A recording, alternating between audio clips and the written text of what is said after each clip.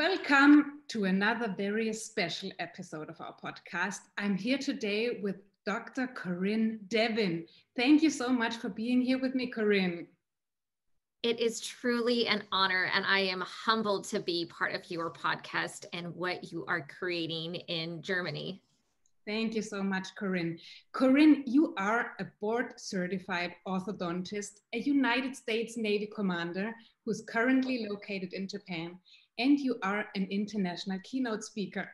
And if this wasn't enough, in 2018, you won Miss Earth and were able to organize cleanups in Italy with the UNESCO. That's great. And besides that, you are the reigning international Miss of 2020. Corinne, first of all, congratulations on this huge, massive success that you have achieved in your life. Honestly, that's so damn inspiring. Well, thank you. I am so humbled to have had so much success, but I would tell you it didn't come without a lot of hard work, a lot of wonderful friends, mentor, coaches, people who truly pushed me along the way and reminded me not to always hit that snooze button at 5 o'clock in the morning to get up and make the most of every day. Corinne, when I was researching about you and your profession at the US Navy, I found that only 0.29% of women make the rank of commander. It takes them 20 years, and you did it in 11 years. I'm so curious, what mindset, what way of thinking and maybe behaving in terms of habits, waking up early in the morning, does a person need to accomplish this? That is a beautiful question, and definitely one that is very intricate. One thing that I would tell anyone who wants to go after a goal that may seem in some ways unachievable is to look at people who've already achieved it and ask them what they did to get there. Not so much to imitate them, but to also see the skills that they had to acquire to get where they were at. Perhaps it's going to a location or doing a job that no one wants to do and doing it really well. Another is really tapping into your talents and then raising your hand in areas where you can truly shine. And for me, one of the areas that I love to do is to inspire and to communicate with different groups of people. Very often, I am in charge of people who are 20 years younger than me to 20 years older than me. And as we know, when you talk to people from different backgrounds or different generations, you sometimes have to change the way you communicate with them differently. If you think about it in your circle, how you talk to your mom versus how you talk to your spouse versus how you talk to your children is very different. But at the end of the day, there might be something you want them to do or accomplish or finish. And so learning how to change the way you communicate, not expecting people to change for you, but you change for them, is a leadership trait that I'm constantly working on. Another is always putting people first. It's making people feel acknowledged, heard, and appreciated. And when you do that, people will look out for you, they will care for you, and they will have your back for you. Because to rise and to get to the rank I'm at today took a lot of people to support me, to believe in me, to push me, and to challenge me. And if you're not moving forwards, you're moving backwards. So it's really important to surround your people who, it's like running a race, someone who just runs maybe a mile faster than you, and you're just trying to catch to them. So those were some of the things I did. It's great that you're talking about leadership, because that's one of the topics I like to read about, I like to learn about in my life. And I hear you talk about leadership a lot, which is fantastic. Also, and that's interesting to me, in the context of pageantry. What you say is that pageantry is all about leadership. Can you explain why, and maybe in what way you were able to develop leadership skills in this particular environment? Well, let's be honest, pageantry and the military could not be more different. However, there are certain qualities that they both share. they both share service, whether it's service in your community, service to other people. They both believe in tradition in the sense of things that you do, depending in pageants, it's always bringing a gift from your country or from where you are from, to helping someone who maybe had a zipper that broke backstage, or an earring that fell out, or a hair clip that's not fitting right. And in the military, very often we have uniform inspections where we're taking lint off each other's shoulders, we're squaring each other's hats, we're making sure that we looked polished, pristine, and presentable. And lastly, camaraderie. Camaraderie is really doing something for someone else without any expectation in return. So for example, as you know, I'm here in Japan, and I will tell you that if you saw me about 30 minutes earlier cooking in my Japanese kitchen, which is entirely in kanji and katakana, it wasn't without relying on my neighbor Junko, who came over and truly helped me understand how to cook without setting off the fire alarm that I was doing very much last week. And her husband is American. And so some of the things that she's getting to do as she's transitioning back to the States, I was helping her and her daughters. And so before I moved to Japan, I didn't know her. I only met her in this past month. And so where does leadership fall under all of this umbrella? Well, you don't have to have a title to be a leader. You can be a leader in small ways or big ways. You can lead one person, 10 people, 1,000 people. But being a leader is being of service to others. And very often it means caring for other people even more than they may care for you, but knowing in your heart and in your mindset and who you represent, you're doing something for the good, whether it's the good of the building you live in, whether it's the good of your home or the good of the organization that you work for. That's beautiful. Serving people without expecting anything in return.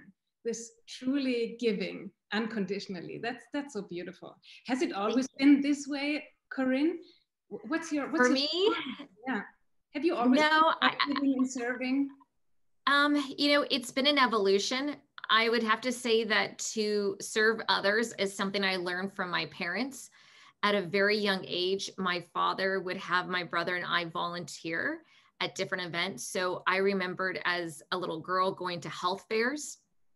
I would say probably one of the funniest stories I can share of how I served was when my dad was stationed in Hawaii with the Marines. My brother and I just got out of the pool. We were in our clothes and I was driving around the pool in my little yellow car tyke, and the car tyke flipped over in the pool. I get trapped underneath the little car in the pool. And the next thing I know, I wake up to my dad giving me CPR. Now, at the time, I was 8 years old, but my dad's like, wait, you're in your clothes. This looks perfect. Don't move. And he comes back and takes photos and then tells me to jump back into the pool and have my head face down like a dead man's float, because he wanted to take pictures of real life examples to show his CPR class that he was teaching the following week. So even things that some people might feel as traumatic as a child, my dad would turn it around and say, how could I take this as being a teaching example or something I could serve others and showing them of what to do or not to do, or now how not to panic in situations. On that same base, the following year, my father deployed to Operation Desert Storm. And with that on the base, there was many people that were away, many spouses that had gone. And so I learned to be of service to others was to bond with other military kids who also had their moms or dads away, and learn how we could help each other and lift each other's spirits when maybe we were just having a bad day or we're just missing our mom or our dad, not knowing when they return. And so that just carried on the older I got. And I realized, when you do something for someone else and you see how good they feel and just how happy they are, that makes you feel good. Like very often when you gave something or you did something for someone else, it's not the actual, how much you gave, whether it was your time or your money or your service per se, but it's how you walk away just feeling just elated because you know how happy or how grateful that person is. And so for me, I always find that in some ways addicting, but then everywhere I go, I try to find new ways or maybe underserved ways to give. For example, like doing cleanups in Italy. I couldn't believe in an area that was so beautiful, there was areas that really needed some extra TLC, and just cleaning a side of the highway or a beach, people just, they were just so grateful. They were taking constant photos because they couldn't believe what I didn't think was that big was their home. And they never saw it the way that I got to see it after I cleaned it. So. Wow. I have one quote. It's called "The Secret to Living is Giving." It's from Tony Robbins, one of my mentors. And it's exactly what you described, that giving and serving makes you happy, and the other person too. Corinne, your father seems to be a big role model for you. You're talking about him a lot. How important is it in life to have role models? It's priceless. I feel that in our life, we constantly need role models, we constantly need mentors, and we need to have people in different areas of our life. You know, I often tell people you can't look at one person to fill every single role of being your soulmate, your best friend, your philosopher, your poet, your scholar. I mean, let's be honest, it takes a village to raise a child, and how being a mentor, you need so many people who fill that facet. So, look at the areas of your life, whether it's your business, personal, or if it's professional, if it's a hobby, if it's something that you hope to turn into a side hustle, if it's even raising children, being even something, how to better your relationship. Having a mentor in each of those areas can really help you out as far as improving your skills. And one of the most common examples I always give people is, professional athletes, Olympic athletes, people who are training for the Olympics, hopefully this year in Tokyo, or who are getting ready for a race. They all have personal trainers. And it's not because they're not in good physical shape. I mean, they're Olympians, they're in fantastic shape, but they want to have that coach who's going to push them that extra length or train them that extra distance. And that, what I feel is a great mentor to do, is they get you outside of your comfort zone. They challenge you, and they also will reel you back in when maybe you went outside of, your boundaries of what you should or shouldn't do.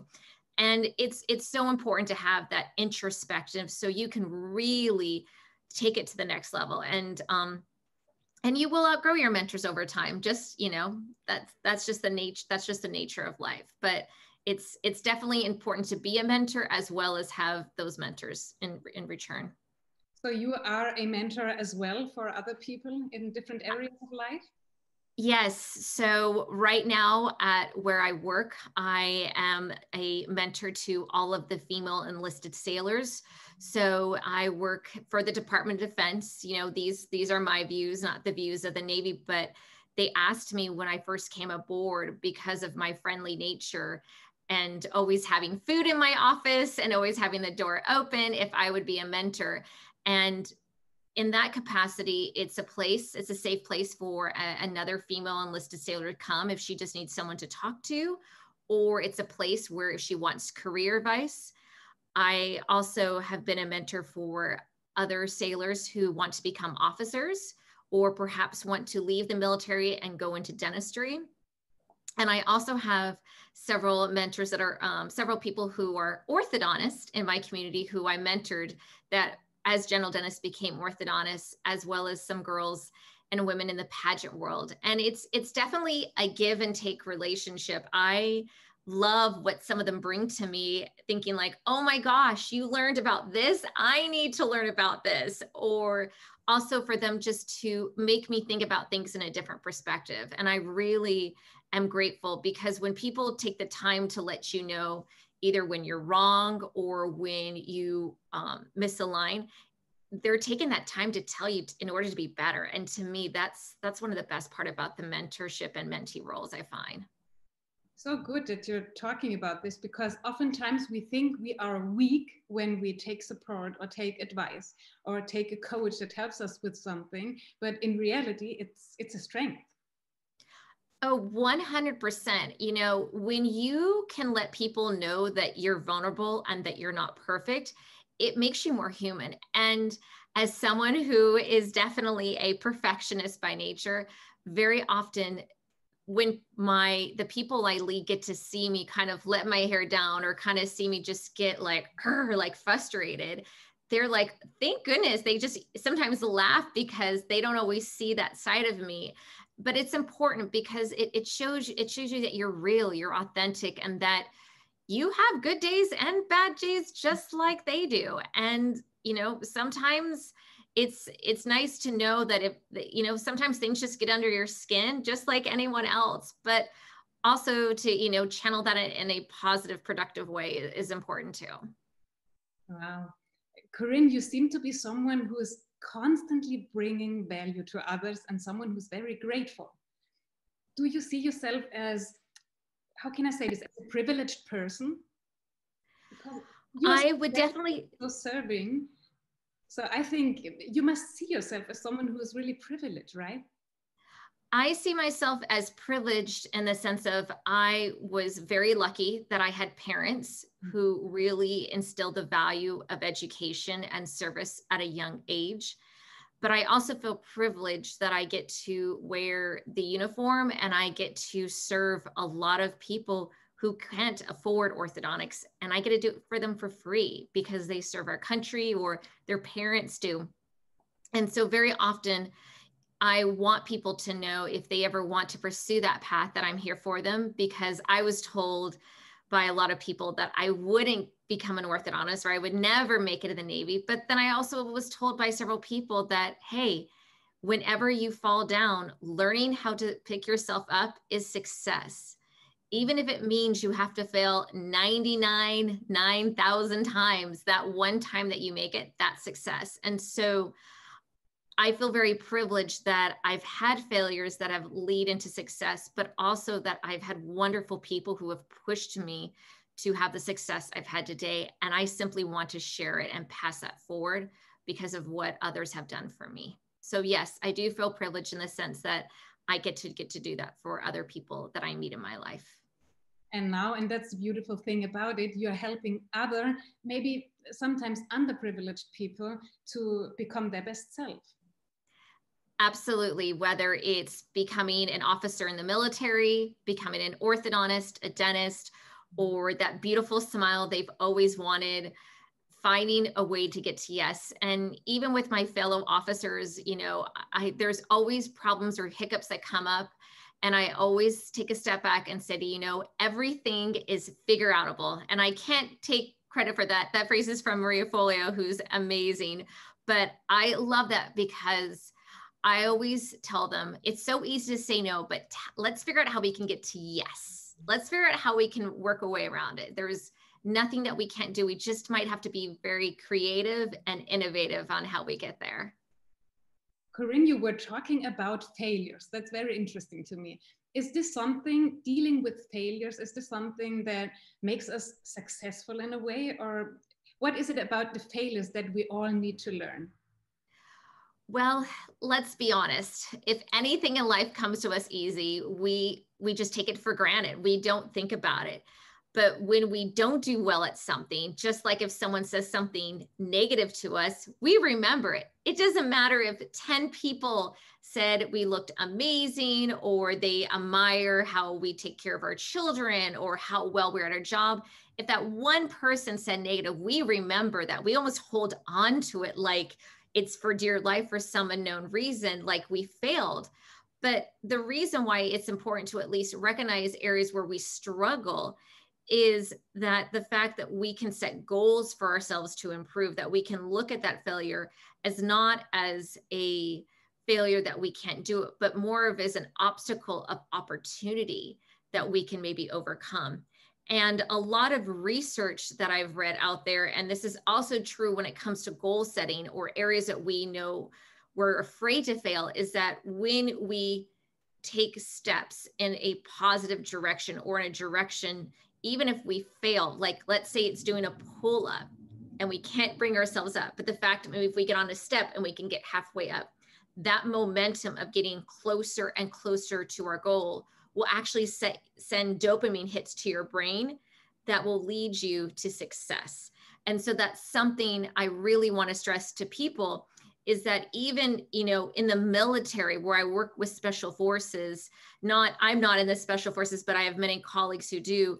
It's not the strongest person or the fastest person that always, completes the course, but it's the person who's determined that no matter how many times they fall down, they continually get back up, because they don't look at it as a failure, but as like, I'm just one more step closer to success. That's a beautiful mindset, but I can guess that this doesn't come overnight, right? This is something you learn. No way. What are some of the, let's say, habits that you're doing in your life that took you there, that brought you to this, that gave you this mindset, this learning experiences? What are some of the habits you're doing in your life? So I would say one of the habits that I do is I wake up really early in the morning. I wake up actually around 4 o'clock in the morning. That's when my day starts, which I know even in the land of the rising sun, the sun is actually not up that time yet. But what I find is that when you wake up before the rest of the world wakes up, it's very quiet, and it's a time where you can do something for yourself. And for me, it's actually, that's when I work out. I usually work out from about 4:15 to 5:30. That's kind of my workout time. And by doing that, it's doing something that's good for yourself. It wakes you up, but it also sets you on a path of endorphins for the rest of the day. So that helps you with stress, that helps you with knowing that whatever comes to you that day, you've done something that's good for you, both internally and externally. Another thing that I do is I actually make a list the night before of the things I need to do. And I prioritize the list of the top 3. And I'm a type A person who loves to cross things off the list. I get like a physical jolt of like happiness, productivity, but having that keeps me organized throughout my day so I manage my time. And the final thing I'll tell your audience that I do is I actually have a list of goals for the year. But what I do is I actually have a word for the year that I'll think of when I think of these goals. So for example, in 2020, my word was align, that I wanted to make sure, am I aligned with how, I feel about fitness or finance or social media or pageants or my goals in the Navy. This year, my word for the year is to be present. And for me, I think that's so important in everything that I do, because very often when we think we have to multitask in so many directions and split our attention, we find that we're not fully present. And so we can't fully engage and absorb what's being told. So that may mean putting your cell phone away when you're at dinner with friends. That may be shutting off certain devices at a certain time, or really just looking someone in the face, connecting with their eyes and just truly taking in what they have to say. So for me, those are just a few things that I've done. But one more thing I will add to, what we're talking about with the leadership and the goals and the service is don't be afraid to ask for help, and keep asking for help until you get it, because eventually someone's going to say yes. Eventually someone's going to give you an idea that you haven't been told. And when they do, that might be the one thing that's going to help you get success or achieve that goal or break that mindset where you might just feel stuck. And trust me, I'm working on a couple of those myself right now.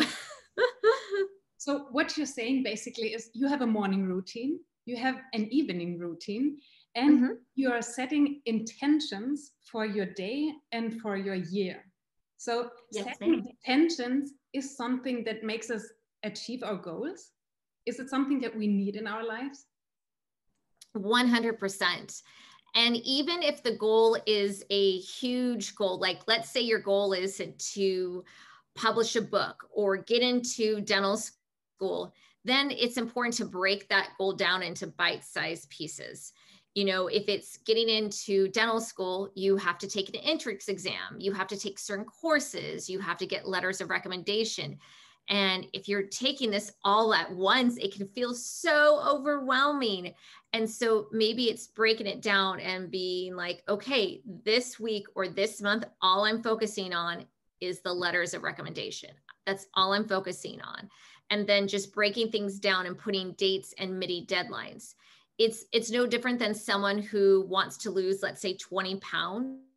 You're being very specific with your goal, but you would feel overwhelmed to lose, 20 pounds, 10 kilos in 1 month. But if you're like, my goal is to lose 1 kilo or 2.5 pounds per week, then it's much more realistic. It seems much more easier to achieve. And then as you're achieving each one of those markers, it's giving you momentum and you're starting to see progress in that goal that you want to achieve. And I think when you start getting that momentum, it's like that snowball. You don't want to stop. You just want to keep going. So it's setting a goal, setting an intention, and then following those mini steps that are achievable for you by having certain habits that bring you there, right? Yes. Yep. You got it. So what are some of your goals, Corinne? I'd like to know, what are your goals for the future, for next year, for your... Well, one of my goals is to be on a TED Talk, which right now we have to wait until conferences are going to be live again. So in 2020, I actually worked with a coach and I have something that's prepared. And I am very excited to launch it once I know that conferences and travel has commenced, when our world is healed. Another goal of mine is actually to publish a book. So I am working on a motivational nonfiction book. And I have to be honest, it is a little bit overwhelming because there's so many ways to publish books. There's no one wrong way or no one right way. But for me, what I've been doing is really reaching out to various people and recommendations to see who would be a good fit and have me set a plan that is something I know I can realistically encompass in my day-to-day schedule that will put me on a timeline to have that accomplished and ready to publish in 2022. So those are two. And then I'd love to compete in a pageant, but again, it just depends if I'll be allowed to travel. Right now, being in the military, they like to keep us put where we're stationed. So right now I'll be in Japan until further notice. Wow, those plans make me goosebumps. When I hear TED Talk and books. What is your main message? What do you want to teach to the people? For the book or the TED Talk, I'm sorry? Book, for the TED Talk, for your whole message. What is your message? What's the core of your message? When you seek the unattainable, you can really change the game in life. And I want people to realize that, nothing in life is just handed to you, that, very often it's so easy in our world where in social media, in the news, you see one picture or a glance or a story, and you think that it was just something that snap of your fingers, it was right there, and not realizing the blood, the sweat, the tears, that really, the grit that went into that. And so for me, I want to show people some of my failures, but also some of the things I learned to say no in the face of adversity, and that I'm going to get back up and do it better. And learning to climb over those brick walls, and understanding that yes, in life, there might be a traditional road or route to get there. However, they can find ways to go around and create their own path, that they don't have to do what 95% people do to get to from point A to point B, that they can maybe circle around and squiggle through and get to that. And so for me, that's been some of my success. I'll give you a great example. So in college, I was a communications major, and I just took the science prereqs. And that was biology, chemistry, physics, calculus, just to get into dental school. Well, once I got into dental school, they were going over courses that most of my colleagues in school had seen before, but they were brand new to me because I wasn't a science major. So yes, I had to work a little bit harder and, put my nose to the grindstone. However, when I graduated, let's be honest, my patients don't ask me to recite the different muscles of mastication or the insertion points. they don't ask me to tell them what the trigeminal nerve, that's your nerve that goes to your face, and the parts of it, and what it signals. They are more intrigued, and they hear what my plan is and how am I going to make them feel, and if they can understand what I'm saying. And even today, I had a mom who was a little bit confused and wasn't quite sure if she fully understand. And so I brought her back to my office just to make sure that she had clarity, that she had confidence, and that she really, truly felt that what we were doing was the best for her daughter. And that's something you can learn in school. That just takes time and experience and really listening to people. Wow. What I hear you say is that knowledge is not always power and is not always the thing that people need. It's more empathy. It's understanding what their needs are and that people feel seen and heard again. Is that right? Yes, absolutely. You have to be compassionate, engaging, thought-provoking, and you can learn so much in school. But again, that's where having great mentors to call you out, but also to remind you of those things. It's also reading great books. I mean, Tony Robbins is a great book. I just got done with Simon Sinek. And there's a few others that I love listening to. I do a lot of audiobooks when I travel and I'm on the road. But for me, I would tell anyone in any profession, reading books and finding things outside your profession will trickle into your personal and your professional life and make it far more richer and far more engaging for the people that you connect with. Do you have a book recommendation for us? What's one book that has changed your life for the better? Oh, gosh, changed my life. Whew. There's so many books. I can give you one that I just got done reading. How about that? So Simon Sinek, Start With Why, was really interesting to me because he talks about different companies where people can thrive, but also the characteristics. And so for me, some of the lessons that I learned from it is that people either have an internal motivation or not, but if you put them in an environment where they feel they can succeed, that is where you really will bring out the best in people. And let's be honest, no matter where we work with a team of people. And to basically give that environment where they feel acknowledged, appreciated, and heard, they will do well. And that's very true in the military. Sometimes I don't always agree with the politics or the decisions that are made. However, if I understand where they're coming from, regardless of my personal opinion, I'm going to be much more understanding and also be on board. So that was a great book. Another one I also recommend was The School of Greatness by Lewis Howes. He gives several fantastic lessons in his book about ways to really better yourself and also leading people in your surroundings. Beautiful, thank you. Where does your drive come from? Is it your why? Is it this internal motivation that you have? Where does it come from? My drive comes from people telling me that I can't do something, to be very honest. So when I was a little girl, I wore those thick bottle top glasses, like the ones that are on the bottle, like the bottom of a Coke bottle, that are like super thick, that make your eyes look like an owl. Yes, I wore something like that ever since I was 18 months old, all the way till I was in, middle school. And being very small and petite, I always would have other people tell me of what I was capable of doing, whether it was my peers or other kids I met at the school, and even as an adult. And I just never felt like I should let one person's opinion dictate what I was able to do in life. So whenever anyone told me no, I was like, okay, watch me. And that was true with my school. That was true in pageantry.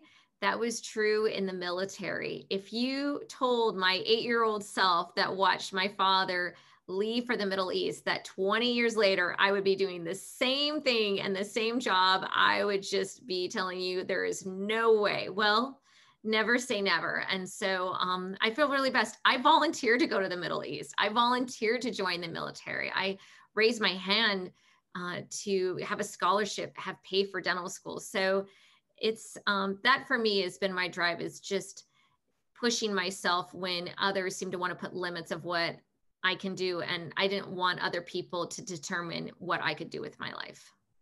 So you're very competitive by nature. Is that what you like? Yes, I am. But a friendly competitor, I would tell you, by no means, I push against myself. I am probably, like most of us, we're each other's hardest critics. And I would definitely say being in the military and obviously my hobbies definitely add to the competition, but a healthy competition, because by no means would I ever squash someone else's success to get ahead. It's more of like a race against the clock, or really being critical of what I've done and looking at areas of where I can improve, and also being, open-minded to advice and criticism. And, that's tough. Sometimes we all ask for advice and we don't always want to hear it, but it's learning to zip it and just sit back and listen and absorb it. Sometimes easier said than done, of course. And actually, this is the way we're growing, right? By being able to hear the critics and to learn from them and being open to them and not taking them too personal, right? Yes, definitely. Most definitely. Corinne, one last question for you. You're talking a lot about empowerment, empowering women, empowering other people. What does empowerment mean to you? What is your definition? What is the core of empowerment for you? For me, empowerment means that you radiate, you exude who you are with no apologies. And when you are in that positive area of where you know who you truly are, what you stand on, what you believe, with that confidence and with that clarity, to me, that communicates very well, whether it's in your body language, it's the way you make eye contact, the way you engage with others, and what you speak for others. Very often, to me, to be empowering is maybe having a voice for others who have no voice or feel that their voice is not as powerful. An example of what I do daily is I empower my dental assistants. Very often they have a tough job. They are constantly bringing in patients, getting things ready. And I always call them mini Dr. Ds, mini Dr. Devins, because I train them to say exactly, what you were saying to the parents or what you're saying to our patients is no different than what I say to them. And if you ever need me, just let me know, because my rank and my title is for two things: taking care of you and taking care of our patients. So for me, that is truly empowerment, is letting people know that you've got them, you've got their back. And no matter if they feel that they're going to fall or not be able to get themselves back up, you're going to be right there with a helping hand ready to go. Wow, that's like a mic drop moment here. Probably the best way to finish this interview. Thank you so much for chatting with me, Corinne. And most of all, thank you for being such a great role model for women all over the world. It's truly an honor, and I am grateful to be part of your podcast, especially from a part of Germany that is truly a piece of my heart that rests there. Thank you so much, Corinne. Take care and bye-bye. You too. Bye-bye.